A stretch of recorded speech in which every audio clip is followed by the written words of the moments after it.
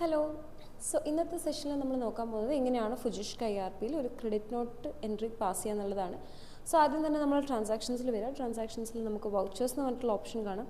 ഇതിൽ നമുക്ക് credit note എന്നുള്ള ഓപ്ഷൻ ഉണ്ട്.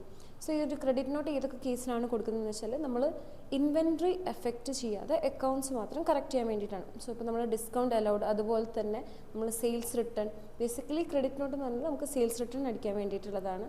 അത് ഞാൻ നേരത്തെ പറഞ്ഞ പോലെ തന്നെ ഇൻവെൻട്രി എഫക്റ്റ് ചെയ്യാതെ നമുക്ക് സെയിൽസ് റിട്ടേൺ കാര്യങ്ങളും ചെയ്യാനുള്ളതാണ്.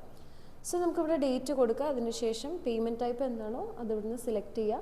അതിനുശേഷം ഇവിടെ ക്യാഷ് അക്കൗണ്ട് ഏതാണോ അത് സെലക്ട് ചെയ്യുക. അതിനുശേഷം നമ്മൾ ലെഡ്ജർ ഇവിടുന്ന് സെലക്ട് ചെയ്തു.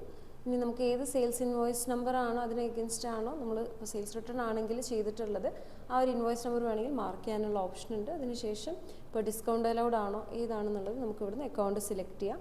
അതിനുശേഷം യൂണിറ്റ് പ്രൈസ് എന്താണോ അത് കൊടുക്കുക, ഡിസ്കൗണ്ട് എത്രയാണെന്നുള്ളത് കൊടുക്കുക. ഈ ഒരു ഡിസ്കൗണ്ടിൽ നമുക്ക് വാറ്റ് ക്ലെയിം ചെയ്യാൻ പറ്റും.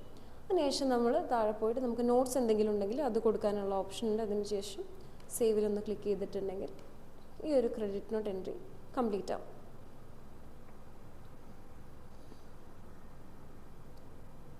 അതിനുശേഷം നമ്മൾ ലിസ്റ്റിൽ പോയിട്ടുണ്ടെങ്കിൽ നമുക്കിവിടെ കംപ്ലീറ്റ് നമ്മുടെ ക്രെഡിറ്റ് നോട്ടിൻ്റെ ലിസ്റ്റ് കാണാം. ഇവിടെ നമുക്കിത് ഡിലീറ്റ് ചെയ്യണമെന്നുണ്ടെങ്കിൽ ഡിലീറ്റ് ചെയ്യാനുള്ള ഓപ്ഷൻ, അതുപോലെ തന്നെ എഡിറ്റ് ചെയ്യണമെന്നുണ്ടെങ്കിൽ അതിനുള്ള ഓപ്ഷൻ, പിന്നെ പ്രിൻറ്റ് ചെയ്യാനുള്ള ഓപ്ഷൻ ഉണ്ട്.